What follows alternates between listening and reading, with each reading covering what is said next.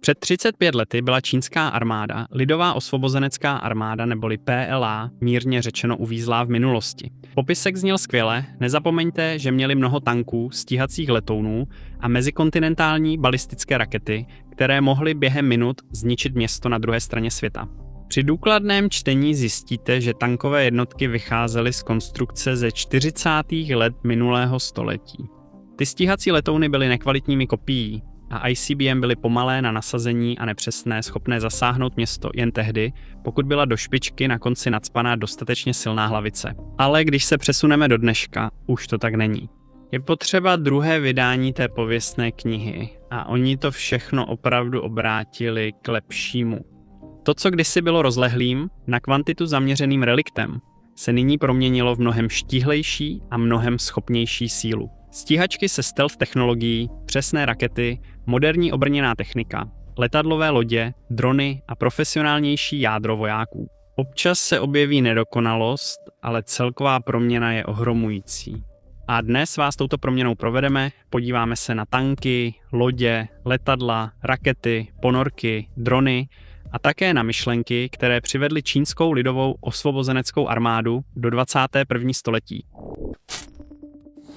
To uvědomění několik okamžiků přimělo čínskou lidovou osvobozeneckou armádu procitnout a uvědomit si realitu. Docela nenápadný výprask, které utrpěli ve válce se Vietnamem v roce 1979. Krize v Tchajwanském průlivu v letech 1995 až 1996 a bombardování jejich ambasády v Bělehradě v roce 1999. Abych vám uvedl jen několik příkladů, z nichž každý svým způsobem poukázal na různé nepříjemné pravdy. Ale všechny z nich byly zastíněny čistým děsem, kterým byla válka v Perském zálivu v roce 1991. Takže, ve zkratce, pro ty z vás, kteří to nevědí, tehdy měl Irák jednu z největších armád na světě, obvykle uváděnou jako 4. nebo 6. největší. Jejich vojáci byli ostřílení díky válce mezi Iránem a Irákem a měli rozsáhlý arzenál obrněné techniky i dělostřelectva. Poté, co Irák v srpnu 1990 napadl Kuvajt, se do obrany Kuvajtu zapojily Spojené státy a koalice více než 30 dalších zemí a během 43 dnů jeho armádu jednoduše zničili. Iráku byla postupně rozebírána schopnost vést válku. Nejprve leteckými útoky na velitelská stanoviště, protivzdušnou obranu, logistiku, mosty a obrněnou techniku. Pak nastoupily pozemní jednotky, aby zasadili poslední ránu. Přičemž samotná pozemní ofenziva trvala ve skutečnosti jen asi 100 hodin, než se velké formace zhroutily, ustoupily nebo se hromadně vzdali. Válka skončila stejně rychle, jako začala. A pokud jde o to, proč to Čínu tak vyděsilo, bylo to kvůli zjevným podobnostem mezi jejich vlastní armádou a armádou Iráku. A z toho pak vyplynulo zřejmé uvědomění, že to, co se stalo Iráku, by se stejně snadno mohlo stát i jim. Tehdy byla lidová osvobozenecká armáda i Saddámova armáda v podstatě chaotické. Byl to pozemně zaměřený stroj s důrazem na obrněnou techniku a dělostřelectvo, jen omezenou strategickou integrací mezi jednotlivými složkami a téměř nulovými schopnostmi průzkumu v reálném čase, elektronického boje a přesných úderů. Nešlo o to, že by zaostávali v doktríně a technologiích, spíš byli stále v pravěku. Tehdejší vůdce Jiang Zemin u moci 1989-2002 řekl: Fakta z války v zálivu ukazují, že pokročilé vojenské technologie zvýšily přesnost zbraní na dosud nevídanou úroveň. A strana s technologickou převahou měla zjevně větší iniciativu na bojišti.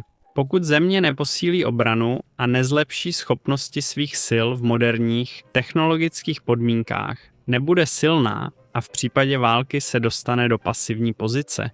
Bude poražena a její národní zájmy, národní důstojnost i mezinárodní prestiž utrpí značné škody. Konec citátu.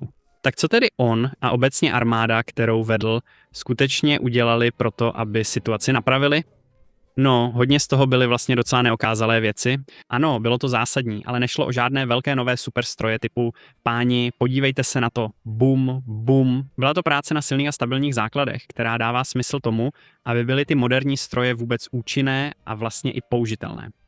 Jde například o doktrínu, tedy standardní vojenský způsob boje, a dohodnutá pravidla, jak armáda plánuje, cvičí a nasazuje síly ve válce. Pro čínskou lidovou osvobozeneckou armádu znamenala reforma opuštění starého maoistického pojetí lidové války a jeho nahrazení slovníkem nových, sci-fi znějících sloganů. Jiang Zemin prosazoval pojem místní války za podmínek vysoké technologie, později místní války za podmínek informatizace. To je pořádný jazykolam, že? Pojem zavedl Chu Jintao v letech 2002-2012 a za Xi Jinpinga, prezidenta od roku 2012, získal dnešní podobu informatizovaných místních válek. Podobně je to i v jejich konceptu společných operací kombinovaných zbraní, který popisuje, jak mají všechny ozbrojené složky bojovat společně v jedné kampani. Podle jednotného plánu se společné operace více složek za podmínek vyspělých technologií změnily na společné operace za podmínek informatizace, které se následně staly integrovanými společnými operacemi. Naštěstí, jelikož informatizace ani není skutečné slovo, díky Číno už asi vidíte, jaký obrázek tu vykreslujeme. Přijali svou situaci takovou, jaká je, a pragmaticky, pomalu, s tím něco dělají. Samozřejmě byla přijata i konkrétní opatření, která měla toto všechno pomoci realizovat, přičemž prvním významným bylo vojenská strategická směrnice pro nové období z roku 1993, které změnilo postoj čínské lidové osvobozenecké armády z obranné síly proti velké pozemní invazi na sílu schopnou promítat moc v bezprostředním okolí Číny. Tento rozsah byl pak v průběhu let dále rozšiřován stále novějšími bílými knihami. Za pozornost stojí i Bílá kniha o národní obraně Číny z roku 2004, která začala rozpracovávat, jak ten koncept informatizace, pro který byli tak nadšení, se měl skutečně začít realizovat. To lze nejlépe shrnout jako méně vojáků vybavených modernější technikou, zejména pokročilejšími komunikačními prostředky. Přesuneme-li se do roku 2015, čínská vojenská strategie začala klást důraz na námořnictvo lidové osvobozenecké armády, plán, a letectvo lidové osvobozenecké armády, PLAF. Výslovně požadovali, aby se plán posunulo z úzké obranné pozice v pobřežních vodách ke kombinaci obrany pobřežních vod a ochraně na otevřeném moři. A aby se PLAF posunulo od teritoriální protivzdušné obrany k síle schopné provádět útočné i obranné operace v rámci integrovaných vzdušných operací. Do roku 2019 v rámci čínské národní obrany v nové éře hovořili o zavedení vojenské strategické směrnice pro novou éru. Zahrnuje společné operace, vesmír, kyberprostor a síly strategické podpory, tedy zákulisí nezbytné pro moderní armádu s přesnými údery. A samozřejmě základem toho všeho, jakkoliv to bylo velké a ambiciozní, byly peníze. Nebo spíš fakt, že Čína teď skutečně měla nějaké peníze. Vidíte, za dob má byla Čína bez debat, opravdu zatraceně chudá. A teď už rozhodně chudá není. Díky reformám socialismu s čínskými rysy Deng Xiaopinga a všemu, co po nich následovalo, tedy všemu, co se od té doby řeklo. Použijte kladivo jako symbol legitimity a zaveďte novou společenskou smlouvu, kde lidé zbohatnou, pokud budou držet ústa a nebudou zpochybňovat status quo. Tím se Čína dostala z HDP na obyvatele ve výši $320 v roce 1990 na $13 v roce 2024. A celkový HDP činí 18,7 bilionů.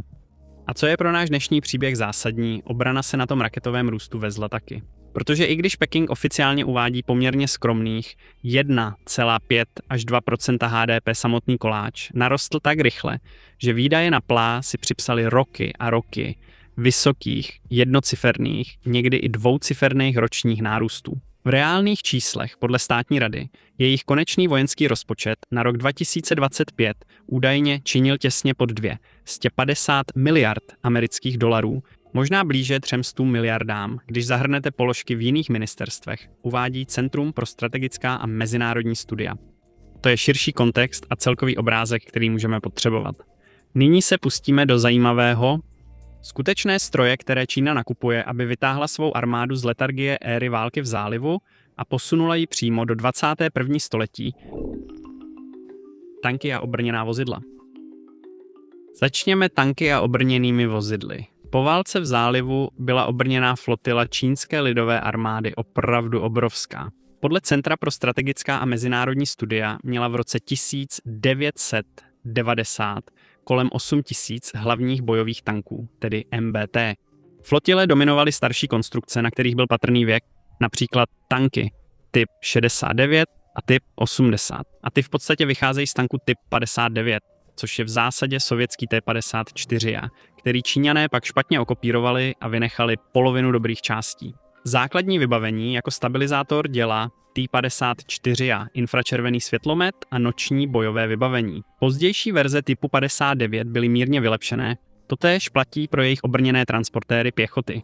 Měli obrněné transportéry, tedy APC, ale byly spíše podprůměrné. Typ 63 byl například čínskou variantou. Vycházel ze sovětského BTR-50, měl tenký pancíř, byl obojživelný a pojmul 10 vojáků, což bylo vše podstatné. Pokud jde o bojová vozidla pěchoty, tedy IFV, což jsou v podstatě APC vybavené pořádnou zbraní, tak ta prostě neměli. To se ale změnilo už v roce 1992, kdy byl představen Type 86, což byla kopie BMP-1, ale pořád mluvíme o opravdu primitivním stroji s velmi tenkým pancířem, slušnou palebnou silou a úplně zastaralou komunikací. Ale alespoň vzadu bylo místo pro 8 vojáků. A výhodou byla i schopnost pohybu ve vodě. Ve skutečnosti je to hrubé zjednodušení, to bych přiznal jako první, ale řekněme to takhle, abyste pochopili základní myšlenku. V době, kdy Peking zaváděl svůj Temograde BMP-1 do služby, Moskva už měla ve výzbroji BMP-3, což, jak už název napovídá, znamenalo 2 generace vylepšení a zdokonalení navíc. Některé starší systémy stále přetrvávají na okraji a čekají na nahrazení. Například Type 88, další evoluce, Type 59, která cvičila v Shanyangu v roce 2020.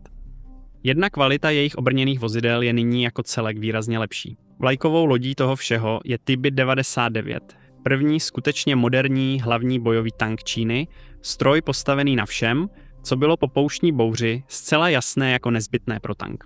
Vidět první, střílet první, zasáhnout první, ve dne i v noci, za pohybu, a to všechno jako součást širšího systému kombinovaných zbraní. Dosahuje toho údajně díky termoviznímu zaměřovači s laserovým dálkoměrem a praktické funkci automatického sledování cílů na palubě. Nezávislý 360-stupňový panoramatický denní a noční zaměřovač umožňuje veliteli zaměřit další cíl, zatímco střelec se věnuje jinému. Systém řízení palby obsahuje digitální balistický počítač, snímač větru, systém referenčního bodu ústí hlavně, termální návlek a další potřebné prvky. Dvouosá, vertikálně i horizontálně stabilizovaná 125 mm hladkostěnný kanon s karuselovým automatickým nabíječem umožňuje efektivní provoz systému tříčlennou posádkou. Palubní informační a komunikační systémy jsou vyspělé. Disponuje kompletní rádiovou výbavou, IFF a zpracováním informací. Pro zvýšení přežití slouží elektrooptická sada protiopatření, laserový varovný přijímač a dýmové granátomety. A i když jsou oprávněné otázky, jak dobré to opravdu je, třeba jestli karuselový automatický nabíječ nakonec nevystřelí věž do vzduchu. Jak to dělají ruské autoloadery, stále jde o otázku, jak kvalitní Type 99 skutečně je, ne zda je dobrý. Víme dost na to, abychom jasně usoudili, že to rozhodně není jen naleštěný šmejd pro kamery. Ve skutečnosti, pokud má vůbec nějaký výrazný problém, pak je to jeho dostupnost. Neexistuje žádný oficiální údaj o jejich počtu ve službě. A věřte, hledali jsme déle, než bylo nutné. Ale strategický dokument z roku 2024 od Arabského centra pro výzkum a politické studie dospěl k závěru, že jich tehdy měli kolem 1100 typy 99 rozdělené mezi ten běžný, který jsme vám právě vysvětlili, a stále ještě velmi nový ve službě 99A. To je v síle hlavních bojových tanků odhadovaných na asi 5,5 tisíce kusů. Proto je nutné prudce zabrzdit, protože to zásadně mění situaci. Z typu 99 nedělá čínský Abrams, tedy jen dobrý tank, ale spíš skutečný hrot útoku. Dostupný ve slušných počtech, ale není standardem. Tím je typ 96 skutečný tahoun čínské lidové armády. Levnější, o něco starší konstrukce, která ale stále nabízí 125 mm kanon, kompozitní a později i reaktivní pancíř, stabilizované zaměřování a mnohem lepší motory než stará řada kopií T-54. Mně se líbí verze STEMu. Předpokládá se, že mají zhruba 2500 kusů typu 96 ve všech variantách. Zbytek hlavních bojových tanků tvoří již zmíněná série TEMu. Tanky byly přesunuty do výcvikových jednotek nebo zapadlých posádek, kam cizinci s kamerami, které by mohly narušit oficiální narrativ, obvykle nechodí. A to představuje problém, protože byste si z toho mohli myslet, že příběh je následující. Pracují na tom, aby se typ 99 stal hlavním bojovým tankem. Pomalu, ale jistě. Jakmile vyřadí staré šunty, přijde na řadu i typ 96 a budou pokračovat, dokud nenastanou šťastné dny a všude nebudou typy 99. Určitě je to oprávněný předpoklad, ale problém je, že prostě nevíme, co v tomto ohledu plánují, protože sdělení z Čínské lidové republiky jsou dost nejednoznačná. Například Xinhua, státní tisková agentura, udělala v roce 2014 velký článek, kde označila typ 99 za nový hlavní bojový tank naší armády a trumf čínských pozemních sil. Téhož roku anglicky psaný China Daily, rovněž státní médium, oznámil, že čínská armáda zřejmě učiní z tanku typ 96B hlavní typ a nahradí jim většinu starších modelů. A pak, abychom to ještě víc zamotali, podívejte se na tohle. Typ 100 stručně řečeno. To je ta nová senzace. Tank představený na přehlídce ke dní vítězství 2025 je čínskými médii označován jako čtvrtá generace hlavního bojového tanku. S bezosádkovou věží, kanónem 105 mAh, pokročilým radarem, aktivním ochranným systémem typu Hardkill a rozšířenou realitou pro posádku. Plus několik módních slov o AI a inteligentním koordinovaném boji. Je rok 2026, proč ne? Západní zprávy i pozdější analýzy se shodují na stejném základním obrazu. Tříčlenná posádka sedí nízko v trupu, zbraňová stanice je dálkově ovládaná a senzory jsou ve věži. Hybridní diesel-elektrický pohon umožňuje tichý pohyb tanku v elektrickém režimu, což snižuje hluk i infračervenou stopu. Upřímně řečeno vůbec netušíme, kolik jich mají ani kolik jich chtějí mít.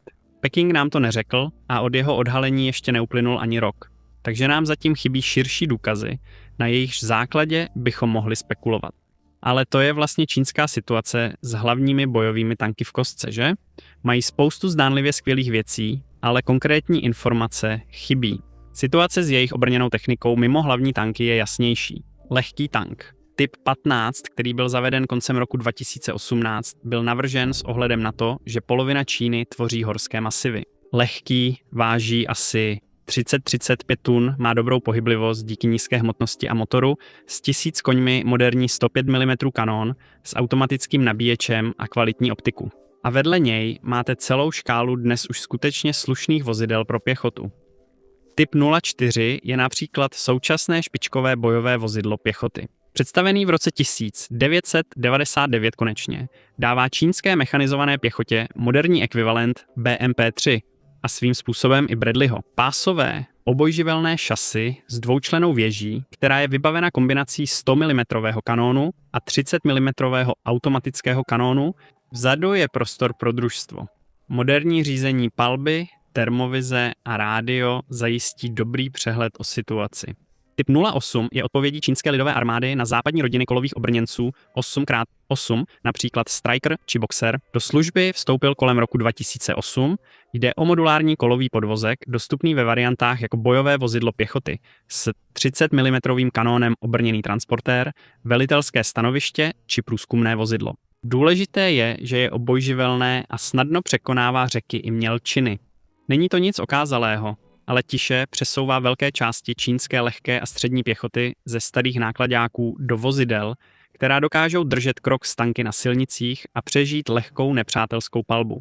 A když už jsme u obojživelných vozidel, podívejte se na typ 05 vyvinutý pro námořní pěchotu, námořnictva Lidové osvobozenecké armády. Všechno to dali do jednoho názvu, že Číno. Je to celá rodina rychlých obojživelných útočných vozidel postavených na stejném podvozku, přičemž nejzajímavějšími příklady jsou varianta BVP s věží s 30 mm kanónem a útočné dělo s nízkorekulovým 105 mm kanónem namontovaným nahoře. Obě jsou navrženy pro svižný pohyb po otevřené vodě rychlostí kolem 25 km za hodinu, než vypnou trysky, vyjedou na pláž a pokračují do vnitrozemí.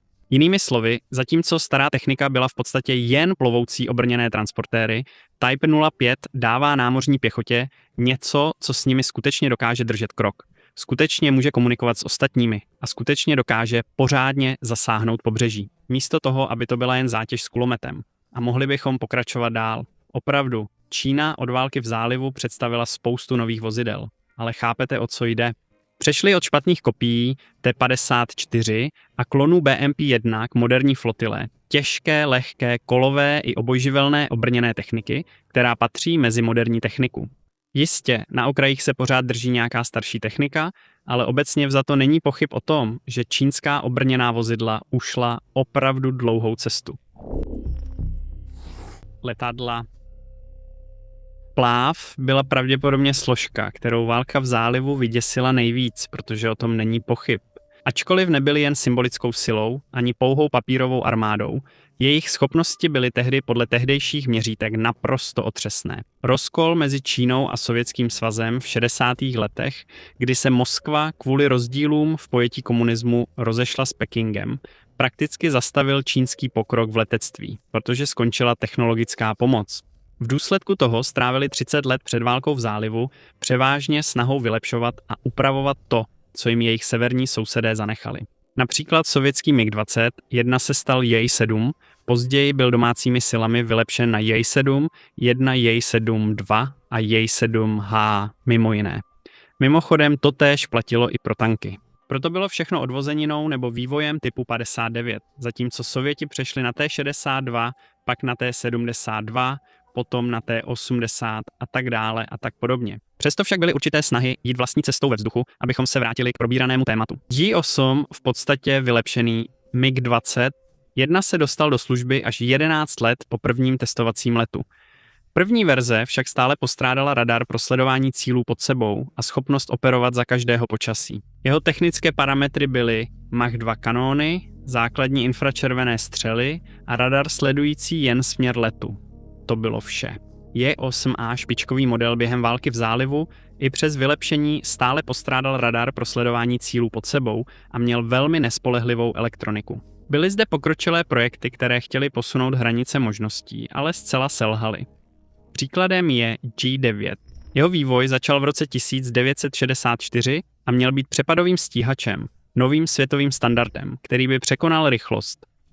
Mach 2,5 vystoupal do 23 000 metrů za méně než 2 minuty a měl špičkový radar a rakety všech typů ve velkém množství. A nic z toho nevzešlo, protože program byl v roce 1980 ukončen. Sakra, nedokázali ani vyrobit pořádné moderní civilní letadlo, aniž by se všechno pokazilo. Jejich hlavní pokus, I-10, měl jen 3 prototypy, než byl v roce 1984 ukončen. Protože bylo levnější prostě koupit zahraniční a ty zahraniční byly lepší. A to ani nemluvím o širších schopnostech, které prostě neměli. Například AVAX. Namontovali velký radar na vršek TU-4, což byla nelicencovaná, zpětně zkonstruovaná kopie B-29, kterou dali dohromady Sověti, nacpali tam turbovrtule a to bylo všechno. Jediný prototyp nazvaný KG-1. Vývoj byl zrušen kvůli neřešitelným vibracím. Podobně letadla nedokázala bojovat mimo vizuální dosah, protože neměla vhodné rakety. Stejně tak neměly žádné schopnosti přesných úderů. Právě ty, které umožnily tak rychlé zničení sudánské armády, ani schopnosti strategických úderů. Teď už ale není o čem diskutovat. Jsou světovým lídrem a mají pravděpodobně druhé nejlepší letectvo na světě, hned po Spojených státech. Začněme plakátovým letounem, J-20 dvoumotorovým, přibližně 20 metrů dlouhým stíhacím letounem do každého počasí s technologií stealth, který oficiálně vstoupil do služby v roce 2017 a nyní se podle západních odhadů vyskytuje v počtu přes 300 kusů, pokud jsou tyto odhady přesné. Pod povrchem má také všechny věci, které by čínské inženýry z roku 1991 opravdu nadchly. Velký aktivní radar s elektronicky snímaným polem v přídi, infračervený vyhledávací a sledovací systém, další pasivní senzory na trupu a skleněný kokpit, který vše propojuje. Centrální zbraňová šachta pojme minimálně 4 rakety PL-15 s doletem 200 km. Na křídla lze také umístit zbraně, pokud nevadí snížení stealth vlastností. To rozhodně není MiG-21 v novém kabátě, že? I běžné moderní čínské stíhačky jsou o několik tříd výš než cokoliv, co nasazovali na začátku 90. let. J-10 je jednomotorový víceúčelový stroj s radarem AESA, zaměřovačem na přilbě, raketami PL-15 a digitálním kokpitem. Je to univerzální stroj, který zvládne vše a dostane se kamkoliv, zatímco dvoumístný J-1.6 je velký dálkový útočný stíhač, schopný nést mnoho přesně naváděných bomb a protilodních raket s moderními senzory a datovými spoji. Má opravdový skleněný kokpit, na rozdíl od té podivné analogové změti u jeho předchůdců, a nesmíme zapomenout na strategické bombardéry, ty velké stroje, které má v současnosti pouze Čína a ještě 2 další země na světě, Rusko a Spojené státy. Na první pohled to vypadá, že Čína zde příliš nepokročila, protože jejich hlavní strategický bombardér H-6 vstoupil do služby už v roce 1969 jako licenčně vyráběná verze sovětského Tu-16, který poprvé vzlétl už v roce 1952. Ale tady je ta věc. Všechny hlavní strategické bombardéry, které jsou stále v provozu, mají základní konstrukci, která je velmi stará. Například americký B-52 poprvé vzlétl také v roce 1952, stejně jako ruský Tu-95. Oba byly důkladně přepracovány uvnitř i zvenčí, aby se staly moderními platformami pro odpalování řízených střel potřebných pro dnešní strategické bombardování.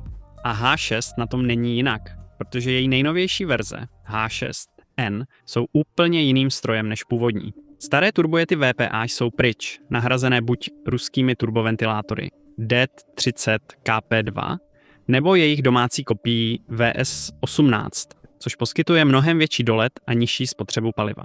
Bombovnice je pryč, nahrazena většími palivovými nádržemi a prostorem. Pro jednu obrovskou balistickou střelu, jako je jaderně schopná JL-1 ukrytou pod trupem letadla, doplněnou podkřídlovými závěsníky, které nesou další střely, jako je střela s plochou dráhou letu CG-20 a hypersonická střela YJ-20, jedna avionika byla kompletně přepracována. Takže ano, je to starý design.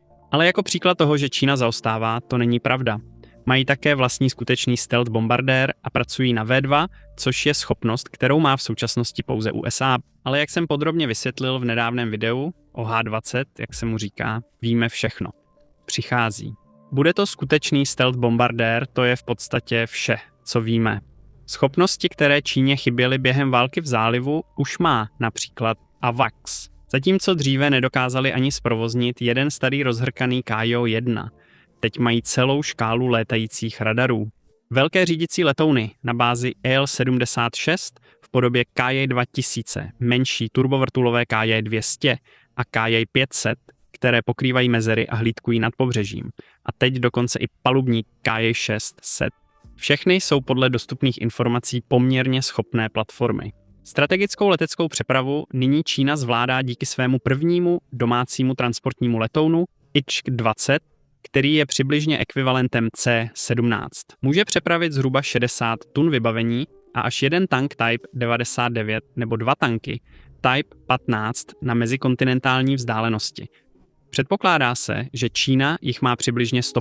To je skutečná schopnost přesouvat brigády vojáků a obrněné techniky po Asii letecky, místo toho, aby museli improvizovat s několika málo volnými Il-76, které jim SSSR a později Ukrajina a Rusko byli schopni prodat. Už jsme se dotkli boje mimo vizuální dosah, když jsme při diskuzi o J-20 zmínili, že PL-15 je nyní realitou. Ale získání této schopnosti jde mnohem dál, než jen o jednu dobrou střelu. Místo toho je skutečně důležitý celý řetězec, který to obklopuje. Moderní radary AESA v nosech J-10C, J-16 a J-20, které alespoň na papíře skutečně dokážou vidět do stejných vzdáleností v řádu stovek kilometrů, kam může dosáhnout i PL-15. Taktické datové spoje umožňují stíhačkám tiše sdílet informace mezi sebou s pozemními velitelskými stanovišti i letouny včasného varování, které jsme poznali a jež poskytují široký přehled ze stovek kilometrů. Přidejte vhodné palubní počítače a software pro třídění, zpřehlednění a upřednostnění všech těchto důležitých dat a najednou pilot plav už jenom nemíří svým vlastním radarem na nějaký bod a nedoufá. Je jedním z mnoha střelců v řetězci ničení, kteří mohou předávat cíle a poskytovat aktualizace navádění střelám ve vzduchu. A to je celkově pořádná změna, že ano? Ze zcela podfinancovaného letectva, které sotva mělo sílu odradit od plnohodnotné invaze, až k tomu, co podle nás je druhé nejlepší letectvo na světě. USA je jasně předčí, protože jejich schopnosti a počty jsou v úplně jiné lize, vlastně ve své vlastní. Ale kdo se ještě blíží Číně a tomu, co teď dokáže? Nikdo. Přesně tak. střely a teď schopnost, kterou Čína vylepšila do tak absurdní míry, že je velká šance, že v tom jsou prostě nejlepší. A to jsou samozřejmě střely. Název této části to prozradil, že? A opravdu bychom měli zdůraznit slovo absurdní, když popisujeme, jak daleko se dostali. Protože během války v zálivu druhý dělostřelecký sbor, předchůdce dnešních raketových sil Lidové osvobozenecké armády, zůstával hlavně jaderným odstrašujícím prostředkem. Jednotka, která měla jen malý počet velkých, těžko použitelných systémů a v podstatě nic, co by se dalo nazvat moderním přesným úderem. Hlavní příčinou byla téměř úplná absence podpůrné infrastruktury, protože efektivní raketový systém není jen výbušná část. Satelity, senzory, datové propojení a velitelské systémy umožňují najít cíl, zadat a průběžně aktualizovat souřadnice dle vývoje situace na Zemi. A pak nakonec navést samotnou munici na konečný cíl. Teď už ale mají všechno potřebné a ještě víc. Příkladem je Beidou, čínská alternativa GPS, spuštěná regionálně v roce 2000 a globálně v roce 2020. Čína tak může navigovat a navádět zbraně pomocí vlastního satelitního signálu bez závislosti na síti USA. Radarové satelity Galfen 3 v malé konstelaci Lancea na slunečně synchronní dráze 755 km nad zemí jsou ideální pro vyhledávání a sledování lodí, aby měly dálkové rakety přesný cíl. Konstelace GN1 je rozsáhlá komerční i vojensky využitelná zobrazovací flotila, ideální pro čínské plánovače k získání ostrých a často aktualizovaných snímků lodí, přístavů a leteckých základen pro navádění raket.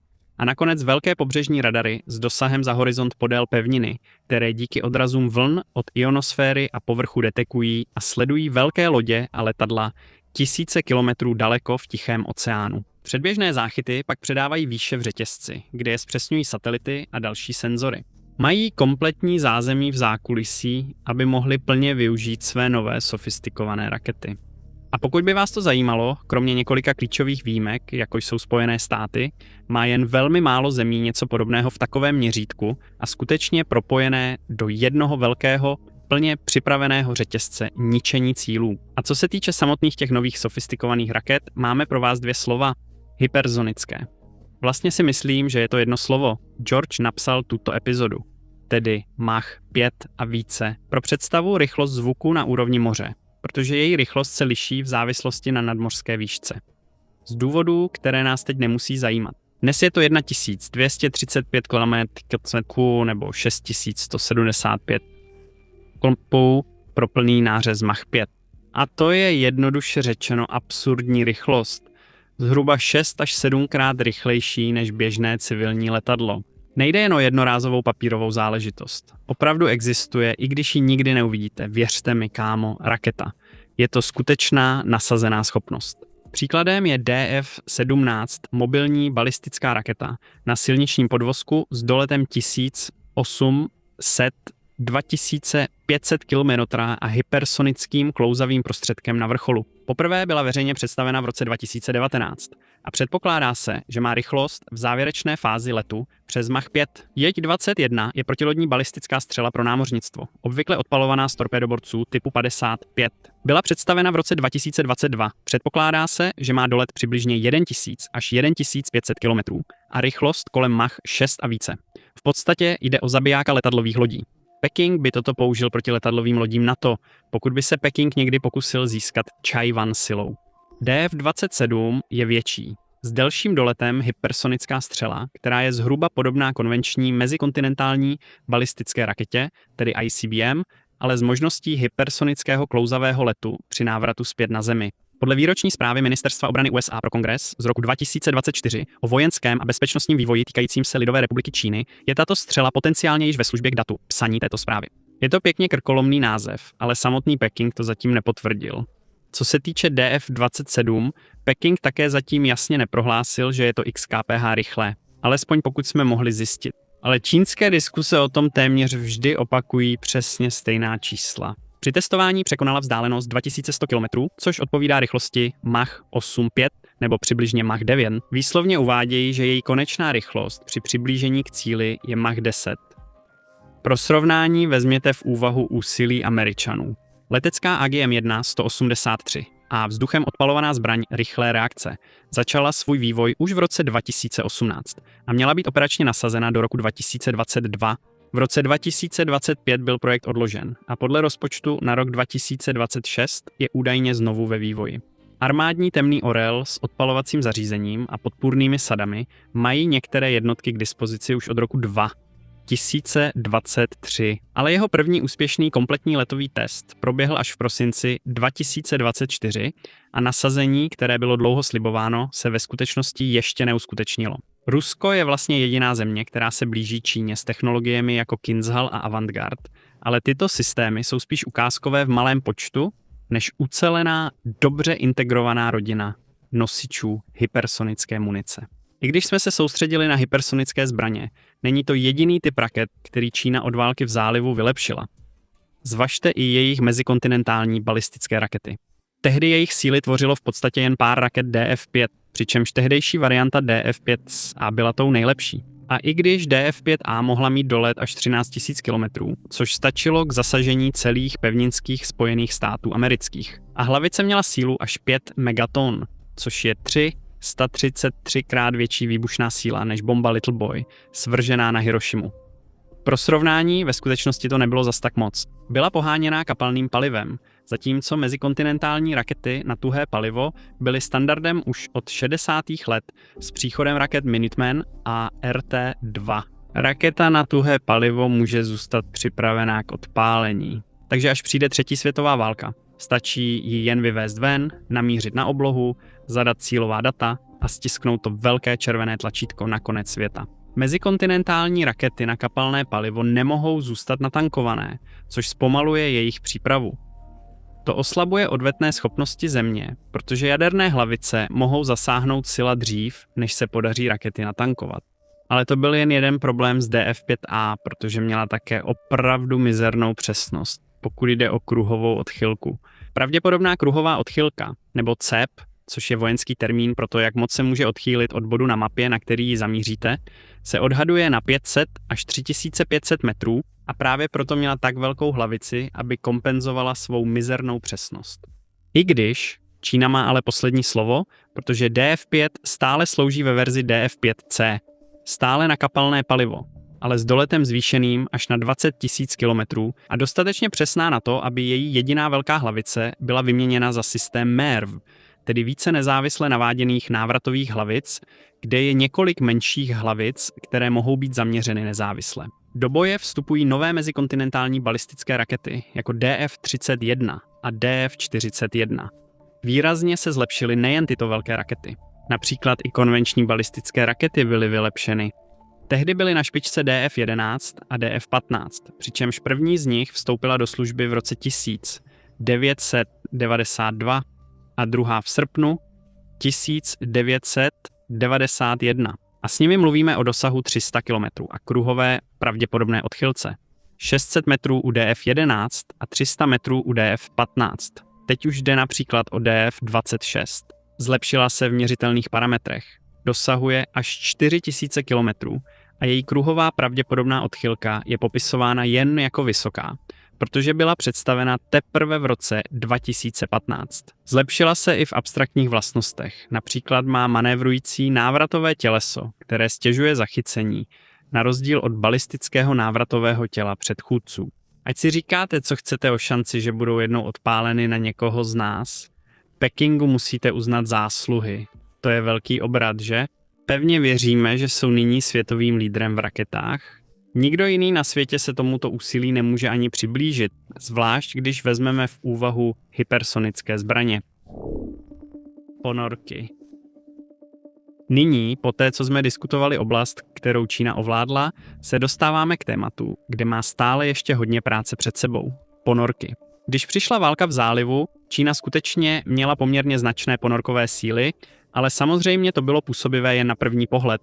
Protože ano, měla celkem 63 ponorek ve službě, ale většinu z tohoto počtu tvořilo toto.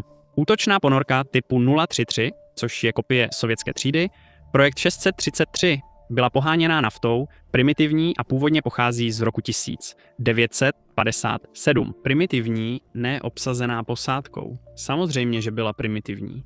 ale alespoň byla skutečně schopná operovat zcela pod hladinou. Díky konstrukčním prvkům převzatým z nacistického typu 21 měli také tento typ 35 vylepšenou verzí typu 33. V podstatě opustil staré uspořádání dvouhřídelového pohonu projektu 633 ve prospěch výkonnějšího jednohřídelového pohonu, který byl rychlejší a co je důležité, tižší. Pokud si myslíte, že to zní dobře na ponorku z 90. let, musím vás hned vyvést z omylu a vysvětlit, že tomu tak nebylo. Američané tehdy používali třídu Los Angeles jako svou hlavní útočnou ponorku.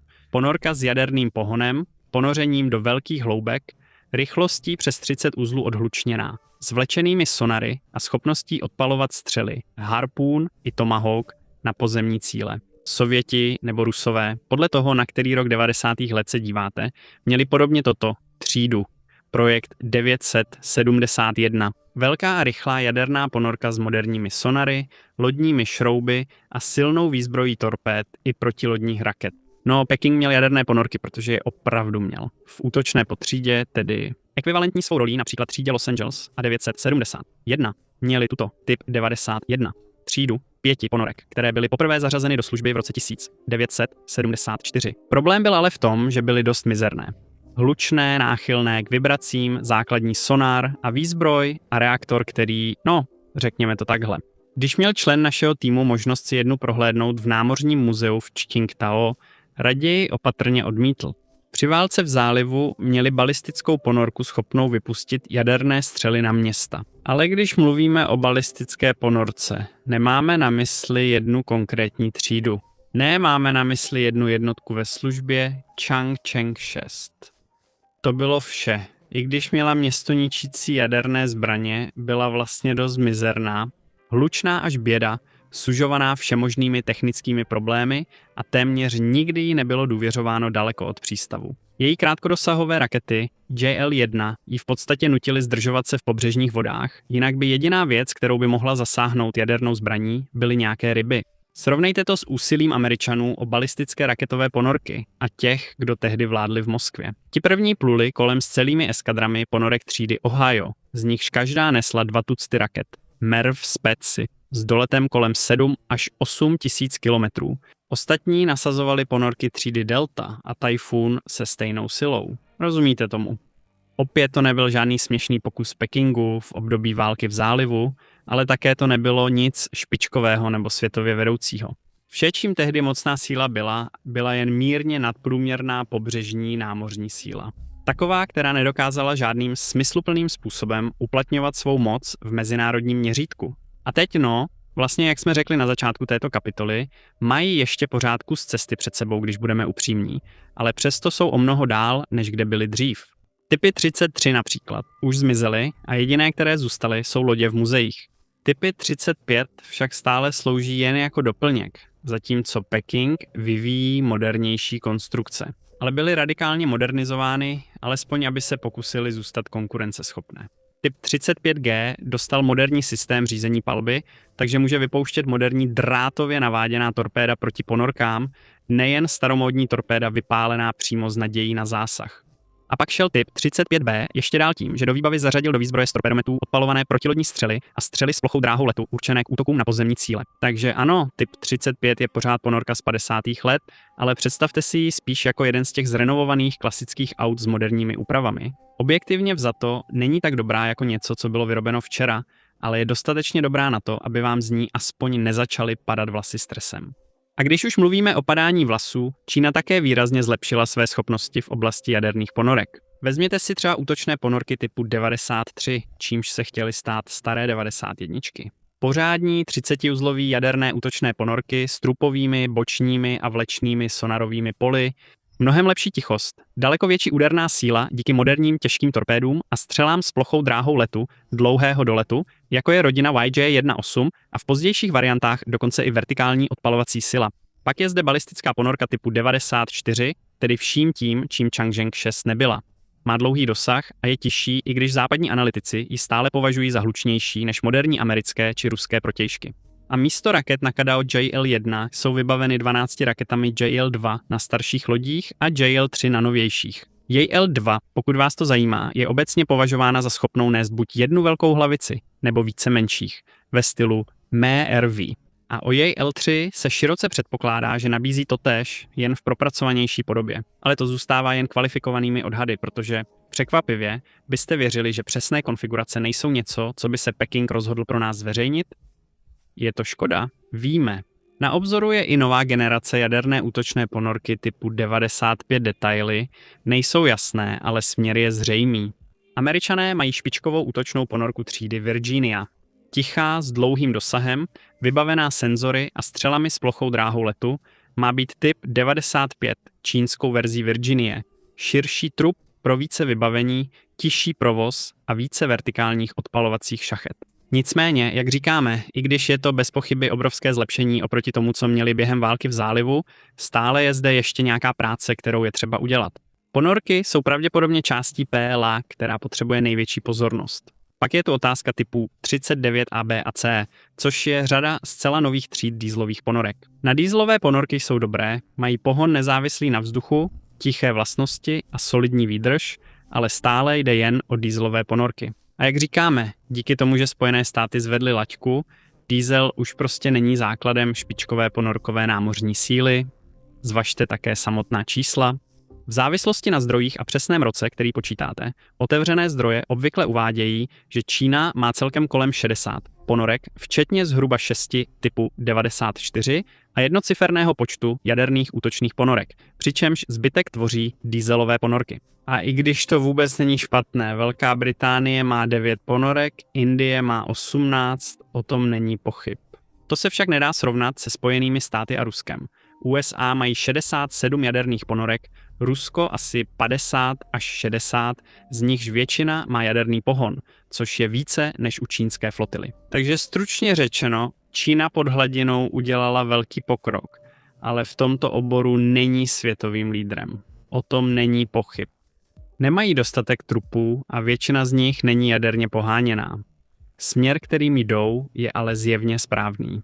Stačí jediná série typu 95 a dokončení třídy 94 jako 8členné třídy, jak Peking tvrdí, že chce, a dojdeme k úplně jinému závěru. Drony. Drony byly za války v zálivu teprve v počátcích, ale přesto měly svou roli.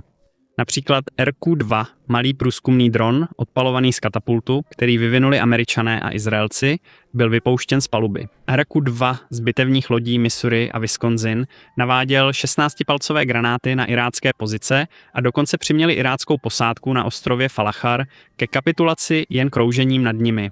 Poprvé v historii se věří, že se vojáci vzdali přímo dronu. A to velmi dobře vystihuje tehdejší úroveň světové dronové technologie. Dobré na pozorování, ano. A to je tak všechno. Čína však tehdy nedělala ani to. Tehdy měla jen 2 drony, které stály za zmínku. VZ-5 vznikl reverzním inženýrstvím z amerického proudového průzkumného dronu AQM-34. Peking jich v 60. letech několik sestřelil, tyto stroje ale neposkytovaly živý přenos, ani nereagovaly na povely jako RQ-2 letěly podle plánu, přistály a pak byly získány zpět. A toto CK-1, původně sovětský LA-17, na který získali většinu součástek ještě předtím, než bylo přátelství s Moskvou ukončeno, a pak ho dokončili sami. Stejně jako VZ-5 měl proudový motor, sloužil hlavně jako cvičný terčový dron a byl použit i při testech jaderných výbuchů. Nyní je ale situace úplně jiná, protože Čína nejenže dohnala Američany, ale v některých ohledech je možná dokonce předčila. Dovolte mi to vysvětlit. Moderní drony Čínské lidové osvobozenecké armády spadají do 3 kategorií. První jsou průzkumné a sledovací drony, které vidí, druhé jsou bojové drony, které útočí, a třetí jsou ty, které posouvají hranice a dokážou prostě víc, ať už jakýmkoliv způsobem. První kategorii tvoří stroje jako VZ-7, což je opravdu seriózní průzkumný dron, schopný létat ve výšce až 18 000 metrů. Má neobvyklé, ale účinné uspořádání křídel, kterému zajišťuje dobrou výdrž. Ve vzduchu obvykle vydrží kolem 10 hodin podle letového profilu. Ve službě u PLA-AF je pravděpodobně od roku 2018, přičemž stroje byly zachyceny na satelitních snímcích v Tibetu, na ostrově Hainan a také v blízkosti severokorejské hranice. Od roku 2023 má také námořní variantu, která je obvykle vidět na východě země a v Jihočínském moři v oblasti Tchaj-wanu. A jeho úkolem, kromě obecných řečí o průzkumu, je shromažďovat radarové a elektronické přenosy z rozsáhlých oblastí, předávat údaje o cílech zpět dlouhodosahovým raketám a samozřejmě pořizovat fotografie a videa. To je docela pokrok oproti starému VZ-5, že? Když se ale v rámci stejné kategorie podíváme jinam, najdete věci jako BZK-00, 5 středně výškový bezpilotní letoun s dlouhou výdrží hlavního tahouna. Má na zádech hrb se satelitním spojením a pod ním elektrooptickou věž, byl představen na výstavě v Čuchaji v roce 2006 a dnes je běžně k vidění na předsunutých stanovištích, jako je ostrov Woody v Jihočínském moři. Jeho výkon ho také řadí do středu, létá ve výšce kolem 8000 metrů s výdrží přes 30 hodin a přitom tiše přenáší živý obraz o tom, kdo kde pluje nebo létá. A je tu také TB001, který má podobný profil, ale pak se dostáváme k těm, které útočí. Nejdůležitější série jsou Winglung a Rainbow, čínské protějšky amerických dronů Predator a Reaper. Jsou to spolehlivé stroje, které sice netrhají rekordy ani neudávají směr, ale pořídí slušné snímky, efektivně něco zničí tak, aby to neurazilo čínského daňového poplatníka a pokračují dál. Například Winglong 2 je turbovrtulový dron s rozpětím 20 metrů 6 závěsnými body, výdrží přes 30 hodin a schopností nést řízené střely ER-1 a AR-2 i menší přesné bomby. Chápete, co tím myslíme? Je to docela běžné. V podstatě je to jen Predátor pod jiným názvem. CH-4 ze série Rainbow je v podstatě totéž, jen o něco větší. V podstatě Reaper pod jiným názvem, až 345 kg výzbroje na 6 závěsech, výdrž 30-40 hodin při průzkumné misi a schopnost odpalovat střely z výšky 5000 metrů, tedy mimo, dosah většiny lehkých protivzdušných obran. Sakra, dokonce i vypadá jako Reaper, až na chybějící svislou ocasní plochu a nasávání vzduchu otočené o 180 stupňů.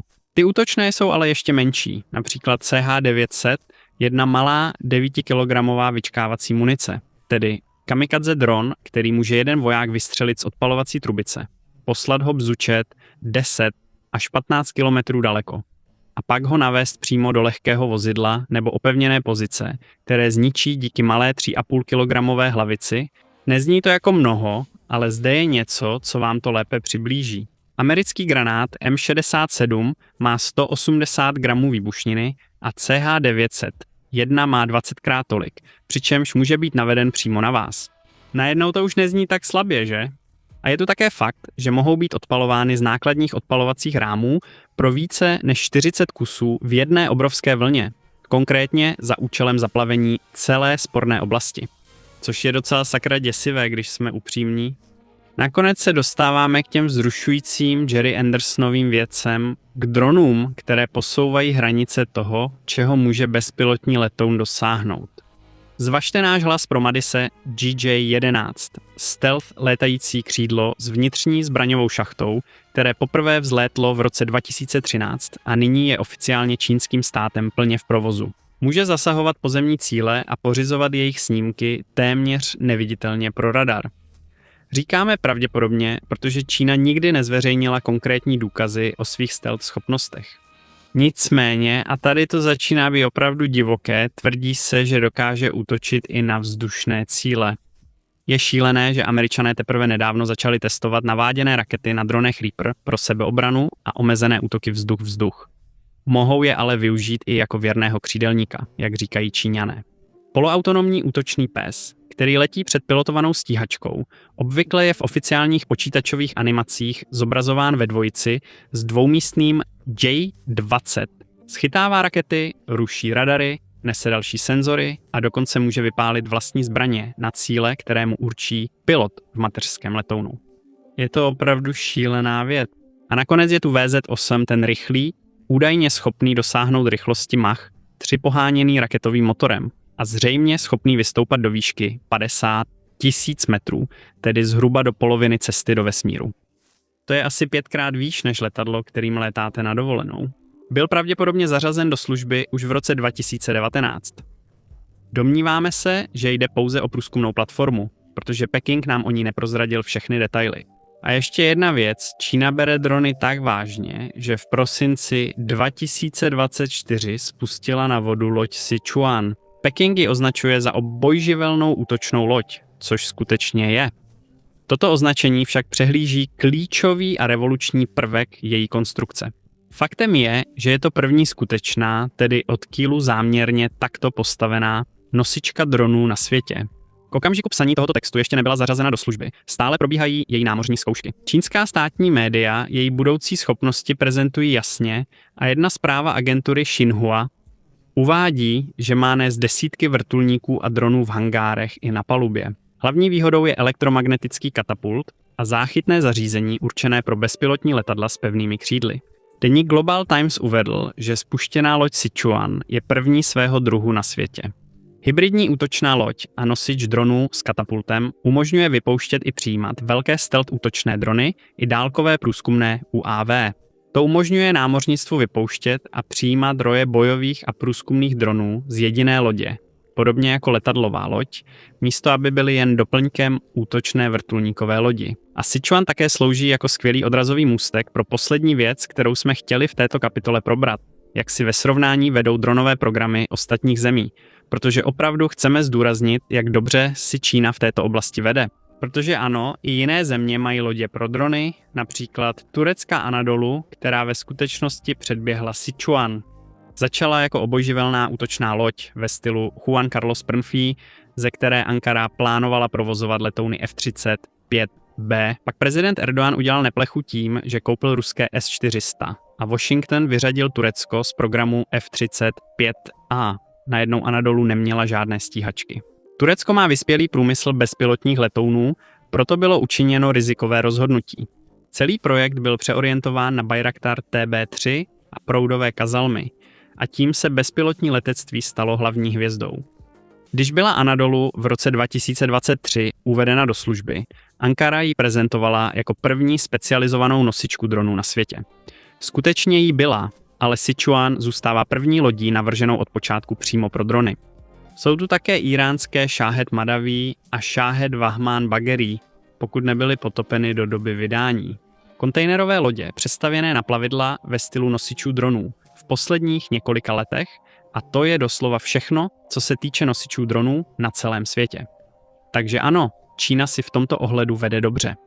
Stejně úspěšní jsou i s drony, protože během války v zálivu jejich program stál hlavně na 2 zastaralých, reverzně zkonstruovaných zahraničních průzkumných modelech.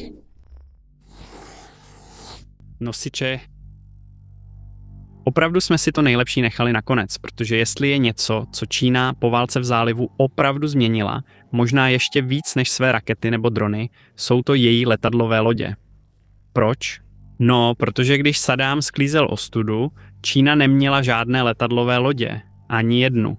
A nikdy předtím žádnou neměla. Takové věci byly výsadou velkých hráčů, skutečných světových mocností. A Čína, jak jsme už v mnoha úvodech kapitol viděli, tehdy prostě nebyla členem tohoto klubu. Ale už dlouho to bylo jejich ambicí. A tak už měli něco malého ve svém držení. HAMAS Melbourne, australská letadlová loď, uvedená do služby v roce 1955, kterou koupili v roce 1985, jen aby ji samozřejmě sešrotovali. Rozhodně to nebylo kvůli ničemu nekalému, například kvůli demontáži všech jejich nejdůležitějších a nejsložitějších systémů, jako je parní katapult, a jejich zpětnému inženýrství, aby se naučili všechna jejich tajemství. To určitě ne. Šlo jen o šrot. Po válce v zálivu začali armádu modernizovat vážněji a tehdy už opatrně vstupovali do světa letadlových lodí. Samozřejmě k tomu, aby skutečně měli letadlovou loď k dispozici, měli ještě hodně daleko. Jsou to přece jen dost složité stroje, ale byl to náskok, který rozhodně neuškodil. Začali získávat další staré porouchané letadlové lodě díky rozpadu Sovětského svazu, kdy je lidé rozdávali, pokud jste slíbili, že je sešrotujete a nevyužijete k nekalým účelům. Minsk byla první stará letadlová loď třídy Kyjev, kterou Rusko v roce 1993 vyřadilo a v roce 1995 prodalo do šrotu. Pak to byla Kyjev, vedoucí loď stejnojmenné třídy, která byla také vyřazena z provozu v roce 1993, ale prodána v roce 1996. A nakonec to byla Variak, loď třídy Kuzněcov spuštěná na vodu v roce 1988, jejíž stavba však byla opuštěna při 68% dokončení kvůli rozpadu Sovětského svazu. Nakonec se v roce 2002 dostala do Číny. Peking dodnes nikdy otevřeně nepřiznal svůj tehdejší podvod. Ale občas to přece jen prosákne, jak ukazuje tento malý úryvek z článku z roku 2011, který byl napsán, upraven, zkontrolován, cenzurován a vydán státní správou pro vědu, techniku a průmysl. Citace. V 80. letech Čína rozebrala vyřazenou australskou letadlovou loď HMAS Melbourne a tím získala základní znalosti o stavbě letadlových lodí. A na tenhle malý řádek se před zveřejněním podívalo spousta lidí, kteří věděli, jak se věci doopravdy mají. Ano, sbírali letadlové lodě kvůli zpětnému inženýrství, ale lze si představit, že někteří lidé v Číně s tím měli problémy. A i když bychom vám rádi řekli víc o jejich příbězích, protože každý z nich je plný podivných zvratů, šílených obratů a pochybných obchodů, dnes máme čas zaměřit se jen na jeden – Variak. Variak byla příležitostí pro Peking. Možnost využít všechno, co se naučili, ne s trochu děsivou představou stavby úplně nové letadlové lodě od kýlu nahoru, ale jednoduše tím, že dokončí napůl hotovou práci někoho jiného. Byla hotová z 68% a skutečně přesně to udělali. A Liaoning, jak se nyní měla jmenovat, byla zařazena do námořnictva Lidové osvobozenecké armády Plan 25. září 2012. A tady musíte Číně přiznat zásluhy. Není to superletadlová loď ve stylu Nimitz, ale odvedli naprosto slušnou práci. Liaoning vyplula jako modernizovaná loď třídy Kuzněcov s krátkým vzletem a záchytným přistáním. Letadlová loď s velkým skokanským můstkem na přídi pro vzlet, záchytným zařízením pro přistání a v zásadě zcela čínským bojovým systémem pod povrchem.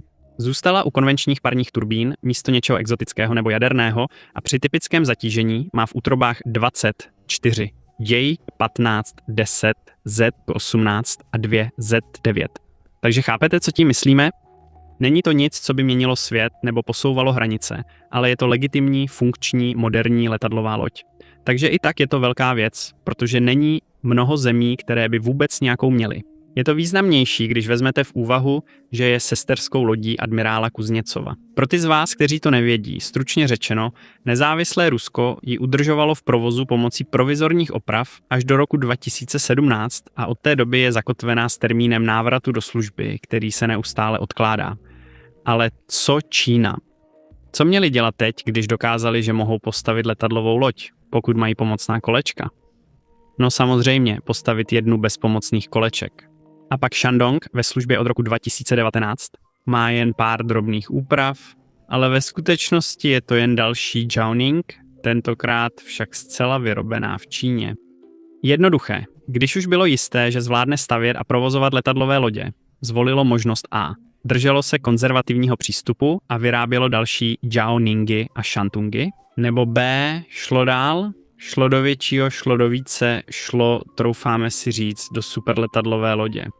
K úlevě senzacechtivých youtuberů po celém světě nakonec zvolili možnost B, ale nebyli v tom hloupí. Co se týče letadlových lodí, teprve začali chodit a superletadlová loď by byla plný sprint. Takže místo toho, aby si nabili nos, rozhodli se nejdřív jen přejít do klusu a postavit něco jako superletadlovou loď Fujian. A co z ní dělá superletadlovou loď? No, je to první čínská letadlová loď, která plně využívá katapult. Melbourne by byla hrdá, má rovnou palubu místo šikmé rampy a prudkého plynu jako její předchůdkyně, takže z ní mohou startovat plně naložená letadla. Dále, protože její výtlak činí zhruba 80 000 tun, může také nést mnohem více letadel než její sestry. Přičemž čínské zdroje obvykle uvádějí něco kolem 60 až 65 letadel. Důležité je, že všechna kromě 10 jsou letadla s pevným křídlem. Na rozdíl od podílu, kdy 2 ze 3 jsou letadla s pevným křídlem a zbytek vrtulníky, který pojme Liaoning a také Shantung. Pokud jde o to, co na Fujianu není super, hlavně je to jedna jediná věc, na kterou lidé poukazují. Není poháněná jaderně. Ale nebojte se, protože jak říkáme, Čína se pomalu a opatrně tlačí do klubu superletadlových lodí a ta další dosud nepojmenovaný typ 004 k tomu směřuje. Jaderný pohon, výtlak 120 000 tun, místo až pro 100 letadel a až 5 samostatných katapultů podle obvyklých čísel, která se uvádějí. A to, ať už to vezmete jakkoliv, je super letadlová loď.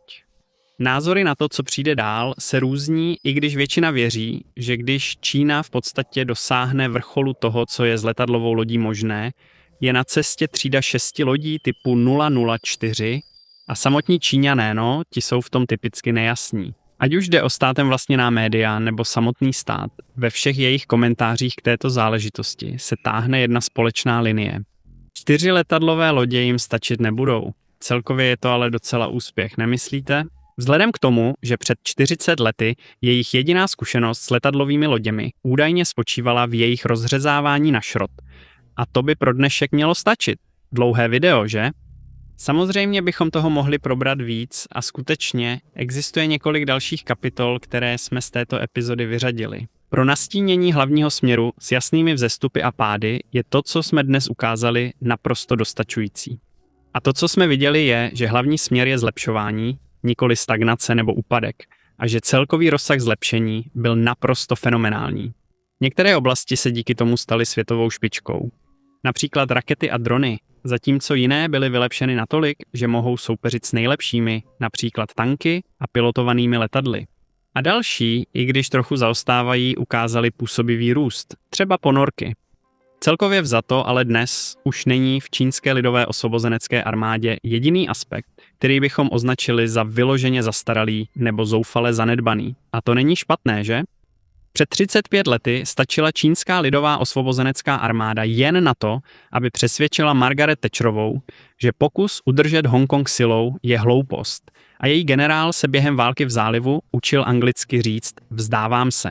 To ale neznamená, že kromě některých částí výzbroje, které je ještě třeba vylepšit, neexistují i další problémy, protože ty rozhodně existují. Například nikdo v čínské lidové osvobozenecké armádě nikdy ve skutečnosti nepoužil zbraň v boji. To znamená, že celé divize vojáků se musí vyrovnat s tím, že ano, v tom zaměřovači je skutečně lidská bytost. Neotálej a zneškodni je dřív než oni tebe.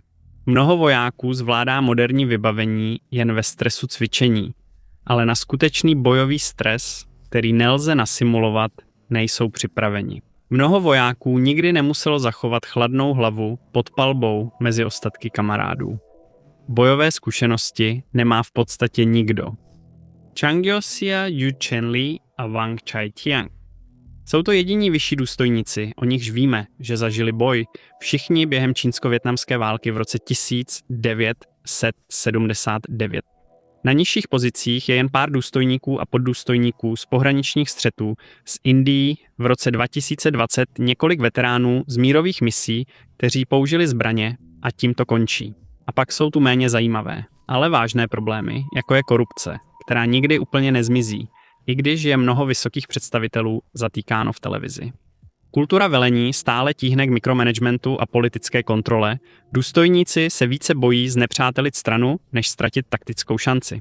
Logistické systémy, které vypadají skvěle při přesouvání vybavení po samotné Číně, ale stávají se skutečnými úzkými hrdly ve chvíli, kdy jde o udržení velkých, složitých operací při vyloďování nebo v Indickém oceánu a podobně.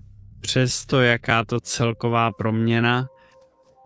A jak jsme viděli v průběhu celé epizody na příkladech jako hlavní bojový tank typ 100 nebo letadlová loď typ 004, rozhodně to nevypadá, že by plánovali v dohledné době sundat nohu z plynu. Děkuji, že jste se dívali.